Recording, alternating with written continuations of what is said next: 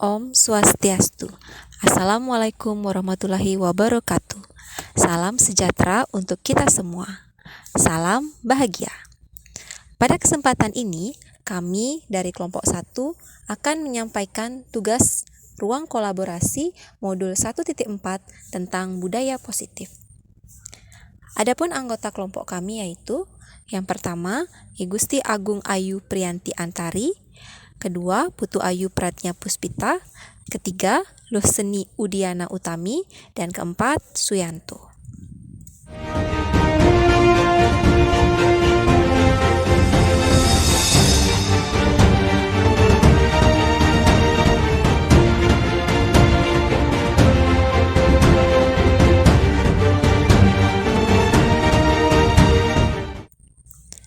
Pada tugas ruang kolaborasi modul 1.4, terdapat 4 kasus yang telah kami diskusikan bersama, yaitu kasus pertama, guru matematika dan wali kelas 8, Ibu Santi, sedang sakit, sehingga tidak dapat masuk dan mengajar. Akhirnya dicarikanlah guru pengganti, yaitu Ibu Eni. Ibu Eni baru 2 tahun menjadi guru SMP. Vivi, Natali. Vi, nanti kita jalan. Jalan yuk. Jalan-jalan kemana Nat? Nongki di Migacoan. Ayolah tugasnya dikerjakan. Nanti ibu ditegur bapak kepala sekolah kalau kalian tidak kerjakan tugas. Tolong bantu ibu ya. Ah ibu. Santai saja bu. Hahaha. Wakakakakakak. Dalam kasus di atas, langkah-langkah restitusi apa saja yang sudah dijalankan oleh Ibu Santi? Berdasarkan hasil diskusi kelompok kami, dari tindakan yang telah dilakukan, Ibu Santi telah melakukan 3 tahapan pada segitiga restitusi, yaitu yang pertama, menstabilkan identitas. Terlihat dari tanggapan Ibu Santi kepada Vivi dan Natali bahwa tindakan mereka boleh saja dilakukan bila mereka sungguh-sungguh ingin meminta maaf. Kedua, validasi tindakan yang salah. Di sini terlihat ketika Ibu Santi menanyakan kembali kepada Vivi dan Natali apa yang mereka bisa lakukan untuk menggantikan rasa tidak dihormati Ibu Santi. Dan ketiga, menanyakan keyakinan. Di sini terlihat dari pertanyaan lanjutan yang diberikan kepada Vivi dan Natali bahwa mereka mengakui perbuatan mereka itu tidak sesuai dengan keyakinan kelas. Pertanyaan lanjutannya adalah, apa yang akan mereka lakukan untuk memperbaiki masalah? Apakah ada gagasan? Berikut adalah pertanyaan kedua, yaitu, menurut Anda, apakah restitusi yang diusulkan oleh Vivi dan Natali sudah sesuai dengan pelanggaran yang telah dibuat? Apakah langkah-langkah restitusi yang telah diusulkan oleh mereka? Langkah restitusi yang dilakukan oleh Ibu Santi telah sesuai, di mana langkah-langkah restitusi yang diusulkan Vivi dan Natali adalah yang pertama, diskusi kelompok dengan teman-teman sekelasnya, di mana tema yang mereka pilih adalah penerapan keyakinan kelas, terutama tentang sikap saling menghormati dan bagaimana penerapannya di kehidupan sehari-hari di sekolah. Kedua, mengirim email kepada Ibu Eni tentang gagasan mereka tersebut. Dan ketiga, memberitahu Ibu Eni bahwa mereka telah memberitahu kepala sekolah Pak Hasan bila lain waktu ada ketiadaan guru, maka mereka akan mengusulkan Ibu Eni sebagai guru pengganti. Pertanyaan berikutnya adalah, dalam kasus di atas, posisi apakah yang telah diambil oleh Ibu Eni dalam menangani Vivi dan Natali? Jelaskan jawaban Anda. Posisi yang diambil oleh Ibu Eni yaitu posisi kontrol sebagai teman, di mana hal ini terlihat dari kata-kata yang diucapkan oleh Ibu Eni. Ayolah, tugasnya dikerjakan, nanti Ibu ditegur Bapak Kepala Sekolah kalau kalian tidak mengerjakan tugas. Tolong bantu Ibu ya. Ketika diberi tugas, Vivi dan Natali menjawab dengan kata-kata yang terdengar santai dan akrab. Jika Anda adalah Pak Hasan, bagaimana Anda menyikapi langkah yang ditempuh oleh Ibu Santi? Jika saya sebagai Pak Hasan, maka Pak, mohon maaf saya terlambat. Apa peraturan sekolah tentang seragam warna sepatu? Iya Pak, sepatu harus berwarna hitam. Ya sudah, kamu sudah melanggar peraturan sekolah. Kamu salah, sudah terlambat, salah pula warna sepatunya. Segera buka sepatumu kalau tidak bisa mengenakan warna sepatu sesuai peraturan. Pak, mohon maaf saya salah. Tidak, kamu telah melanggar peraturan sekolah. Kalau tidak sanggup ambil sepatu di rumah atau diantarkan sepatu ke sekolah, ya sudah kamu tidak bersepatu saja seharian di sekolah. Sekarang copot sepatumu dan silakan belajar tanpa sepatu seharian. Pada kasus kedua, terdapat seorang guru yang menegur siswa karena salah menggunakan sepatu, di mana siswa ini menggunakan sepatu berwarna coklat, sedangkan menurut peraturan, warna sepatu yang digunakan adalah sepatu berwarna hitam. Dalam kasus di atas, sikap posisi apakah yang diambil oleh Pak Lukman? Jelaskan apa indikatornya. Pada kasus tersebut, Pak Lukman mengambil posisi sebagai penghukum. Menghukum secara verbal dapat dilihat dari kalimat yang diucapkan, "Ya sudah, kamu sudah melanggar peraturan sekolah. Kamu salah, sudah terlambat, salah pula warna sepatunya.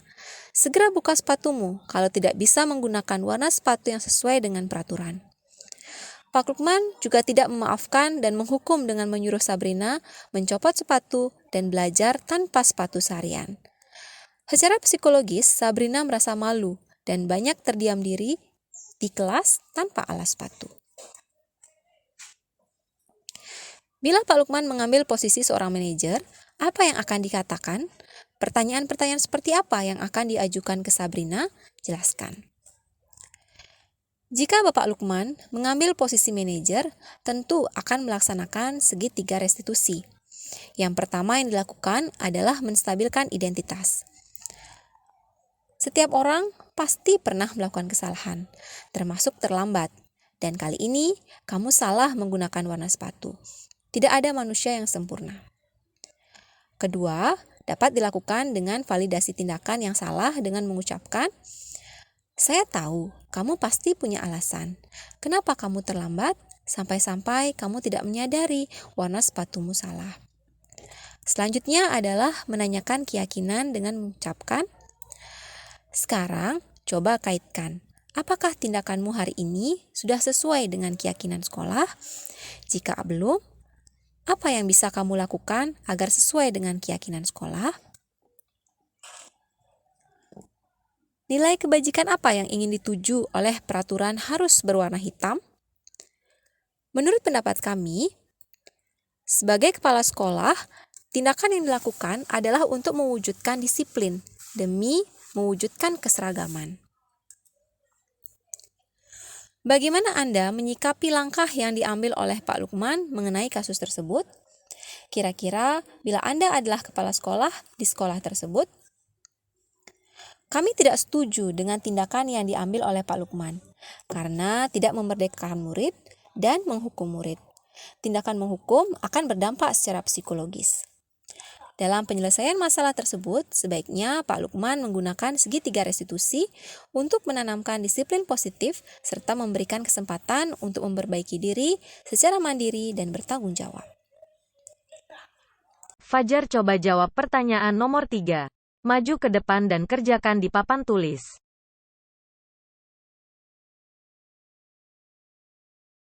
Ayo Fajar, makanya jangan tidur-tiduran, lain kali perhatikan. Sudah sana. Duduk kembali. Kira-kira siapa yang bisa? Gimana kamu Fajar? Kamu tidak kasihan sama ibu ya? Ibu sudah capek-capek mengajarkan kamu. Tidak kasihan sama ibu? Pada kasus ketiga, di sini Ibu Dani sedang menjelaskan pelajaran bahasa Inggris di papan tulis. Namun, beliau memperhatikan bahwa Fajar malah tidur-tiduran dan tampak acuh tak acuh pada pelajarannya. Posisi kontrol apa yang diambil oleh Ibu Dani dalam pendekatannya kepada Fajar? Posisi kontrol yang diambil oleh Ibu Dani dalam pendekatannya kepada Fajar adalah posisi sebagai pembuat rasa bersalah.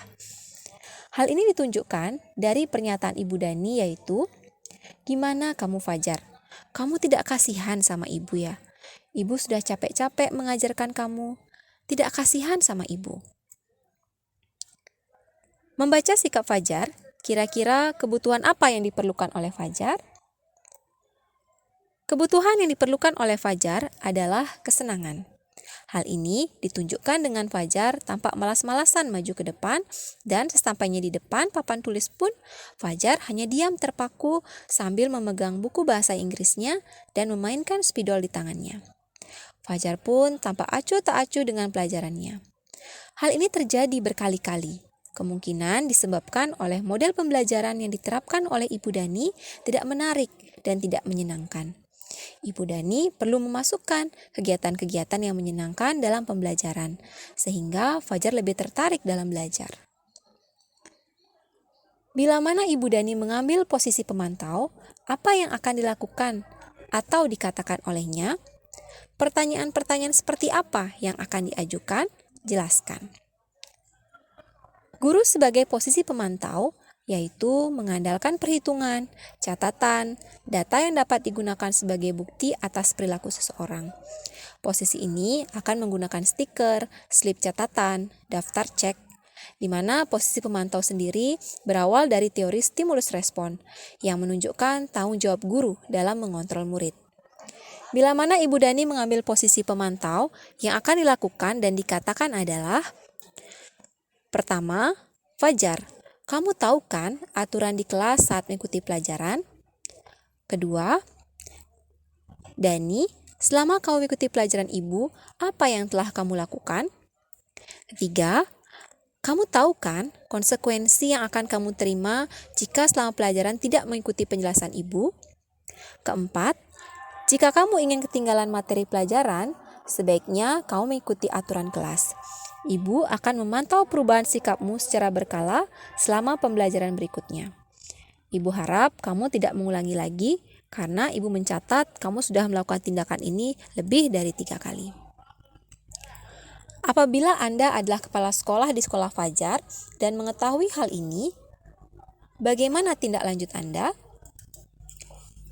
Jika saya seorang kepala sekolah, saya akan mengambil posisi sebagai manajer dan melakukan segitiga restitusi. Berdialog bertua dengan Fajar, kemudian saya akan melakukan sosialisasi tentang penerapan segitiga restitusi, mengajak guru BK, Ibu Dani, dan semua guru untuk berkolaborasi membina Fajar. Selain itu tentunya, berkolaborasi dengan orang tua Fajar agar di rumah juga bisa menerapkan restitusi. Berikut adalah kasus keempat. Anto dan Dino sedang bermain bersama di lapangan basket dan tiba-tiba terlibat dalam sebuah pertengkaran adu mulut. Dino pun menjadi emosi dan mengadakan kontak fisik, menarik kemeja Anto dengan kasar sampai 3 kancingnya terlepas. Pada saat itu, guru piket langsung melerai mereka dan membawa mereka ke ruang kepala sekolah. Ibu Suti sebagai kepala sekolah berupaya menenangkan keduanya, terutama Dino. Posisi kontrol apa yang telah dipraktikkan oleh kepala sekolah Ibu Suti? Hal-hal apa saja yang dilakukan sehingga Anda berkesimpulan demikian? Posisi kontrol yang diambil oleh Ibu Suti adalah posisi sebagai manajer. Karena Ibu Suti menerapkan segitiga restitusi untuk menyelesaikan kasus Anto dan Doni secara damai, tanpa menyalahkan pihak manapun. Kemudian mencari solusi dari dalam diri anak sendiri, sehingga motivasi untuk berubah dan memperbaiki kesalahan berasal dari dalam diri anak atau intrinsik.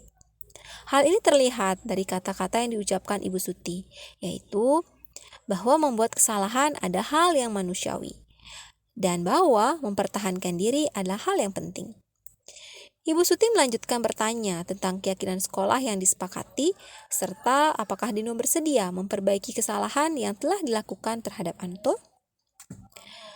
Dalam kasus tersebut, bagaimana Dino dikuatkan dan bagaimana Anto dikuatkan oleh Ibu Suti? Dino dikuatkan oleh Ibu Suti dengan menenangkan bahwa membuat kesalahan adalah manusiawi, mempertahankan diri adalah yang penting, dan mengajak untuk menyelesaikan masalah dengan efektif. Anto dikuatkan oleh Ibu Suti dengan menenangkan dan bertanya kepada Anto, apa yang sebaiknya Dino lakukan untuk memperbaiki masalah, mencarikan solusi agar kancing bajunya dapat terpasang kembali.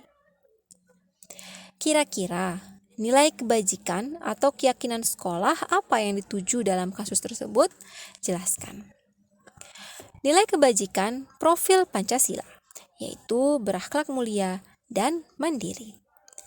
Berakhlak mulia seperti bersabar, menghargai orang lain, dan bertanggung jawab. Dan nilai kemandirian, di mana di sini Dino belajar menjahit dan memperbaiki kemeja Anto. Demikian yang dapat kami sampaikan. Mohon maaf apabila terdapat kata-kata yang kurang berkenan.